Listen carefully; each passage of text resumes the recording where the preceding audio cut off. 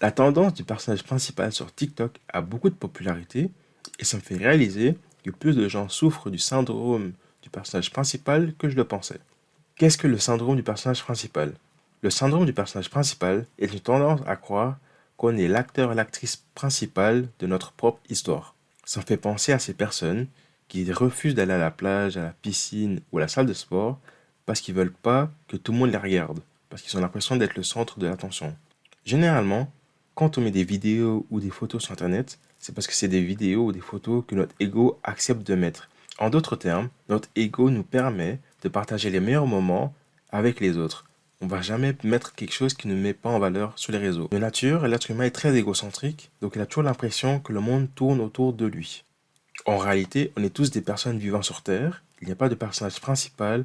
On est tous des personnes qui vivent nos propres vies en fait. On est tellement préoccupés à vivre nos vies qu'on ne réalise pas forcément que les autres vivent leur vie et qu'ils n'ont pas le temps de s'occuper ou de prendre le temps de penser à nous. Je suis navré de t'apprendre que je ne suis pas spécial, tu n'es pas spécial et personne n'est spécial.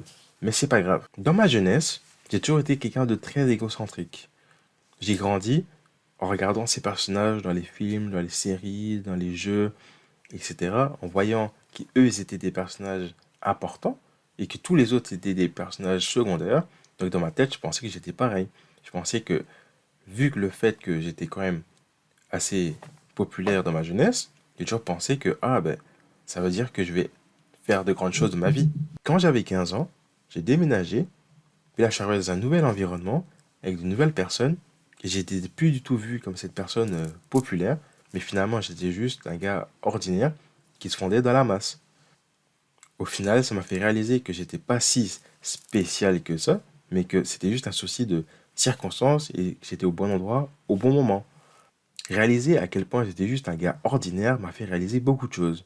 La première chose que ça m'a fait réaliser, c'est que personne n'est vraiment spécial. Parce que si tu sors de chez toi, je suis sûr que tu vas rencontrer quelqu'un qui est habillé comme toi, ou qui parle comme toi, ou qui a les mêmes intérêts que toi. Ce qui prouve qu'en soi, on n'est pas si spécial que ça, en fait. Ce qui signifie en même temps que peu importe ce que tu traverses dans la vie, il y a toujours forcément quelqu'un qui a déjà vécu ce que tu as vécu. Alors, faut jamais hésiter d'en parler. L'autre chose que j'ai réalisé aussi, c'est que notre parcours est toujours assez similaire aux autres. Parce qu'on fait généralement école, travail, famille, mort. Donc si tout le monde a littéralement le même parcours, ça veut dire qu'au final, personne n'est vraiment si spécial que ça, parce qu'on fait tous vivre les mêmes vies, donc ça peut te mettre moins d'attente. L'autre chose que j'ai réalisé aussi, c'est que personne ne veut plus vouloir ton bien que toi-même. J'avais toujours l'ego de me dire que ah, j'étais spécial, donc la plupart des choses que je voyais sur Internet allaient arriver aux autres, mais pas à moi. Mais finalement, vu qu'on n'est pas si différents l'un des autres, ben forcément, il y a certains scénarios qui peuvent m'arriver. Alors quand je voyais ces histoires de méditation, la gratitude, la pleine conscience et tout ça dans ma tête, je me disais, ah c'est bien intéressant, mais ça vaut pas la peine d'essayer parce que je sais que ça marchera pas. Mais finalement, ça fonctionne. Et ça fonctionne même plus que je le pensais. Le seul moyen d'être spécial de nos jours, c'est d'accomplir quelque chose de significatif. Et fort probablement, toi et moi n'allons pas le faire. C'est pas grave. En soi, c'est pas une si mauvaise chose que ça. Parce que ça te permet d'avoir moins de pression. Réalistiquement, on est tous spéciaux parce qu'on est nés dans ce monde, mais on va pas tous accomplir quelque chose de grand. Mais si tout le monde est spécial parce qu'il est né dans ce monde, ça veut dire qu'en soi, tout le monde est spécial. Et si tout le monde est spécial, ça veut dire que personne n'est spécial. Et c'est tant mieux comme ça. Ça donne l'opportunité aux gens de faire et d'être ce qu'ils veulent être. Au lieu de vouloir accomplir quelque chose de grand, tout ce qu'il faut, c'est que tu cherches ce qui te rend heureux et que tu fasses tout pour essayer d'accomplir ce qu'il te faut pour le devenir.